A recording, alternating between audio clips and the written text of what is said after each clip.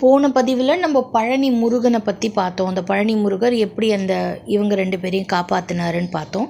சச்சிதானந்தரோட பெருமை, அதாவது வள்ளிமலை சுவாமிகளோட பெருமையும் எப்படியாகப்பட்டதுன்னு பார்த்தோம். 1950 வருஷம் நவம்பர் மாதம் 22ஆம் தேதி வள்ளிமலை சச்சிதானந்த சுவாமிகள் என்ன பண்ணுறாராம், சென்னையில் திருப்புகழ் பாடிண்டே இருக்கும்போது அவர் இறந்து போகிறாராம். அவரோட பூத உடலை என்ன பண்ணுறாங்களாம், எல்லா அடியவர்களும் சேர்ந்து வள்ளிமலையில் கொண்டு போய் வச்சு வள்ளிமலையில் அந்த குகையிலேயே அவருக்கு ஒரு சமாதியும் ஏற்படுத்துகிறாங்க அப்படின்னு சொல்கிறாங்க. இதே 1950 வருஷம்தான் நவம்பர் மாதம் 22ஆம் தேதி சச்சிதானந்த சுவாமிகள் சித்தி அடைகிறார் இல்லையா. ஏப்ரல் மாதம் 14ஆம் தேதி அதே 1950 ரமண மகரிஷி இருக்கார் இல்லையா எங்கள் திருவண்ணாமலையில், அவரும் என்ன பண்ணுறாராம், அதே 1950 அவரும் சித்தி அடைகிறாரு அப்படின்னு சொல்லி, இந்த 2 மகான்களும் இந்த 1950 வருஷமே சித்தி அடைகிறாங்க அப்படின்னு சொல்கிறாங்க.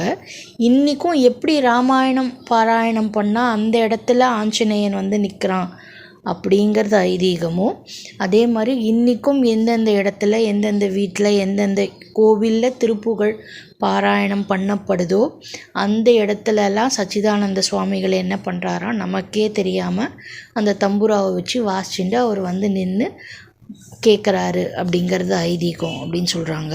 சேஷாத்ரி சுவாமிகள் என்ன சொல்கிறாராம் அப்படின்னா, மகா மந்திரமான திருப்புகழ் அப்படின்னு சொல்லி திருப்புகழை பற்றி பெருமையாக பேசுகிறாரு.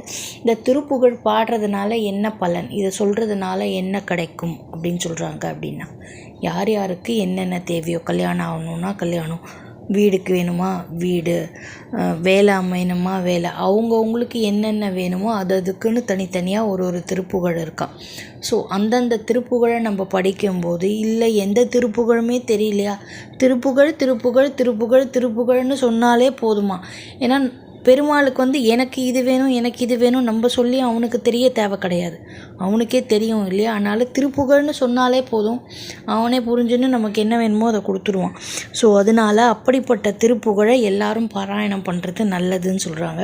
முருகப்பெருமானுக்கு இன்னொரு விஷயமாக சொல்லப்படுறது என்னென்னா, வேத பொருள் நான் அப்படின்னு சொல்கிறானா முருகன். என்ன சொல்கிறானா, வேதத்துக்கு பொருளே நான் அப்படின்னு சொல்கிற முருகனே என் பொருளை, எனக்குள்ளே இருக்கும் பொருளை நீ அறியாயோ அப்படின்னு சொல்லி கேட்குறாங்க.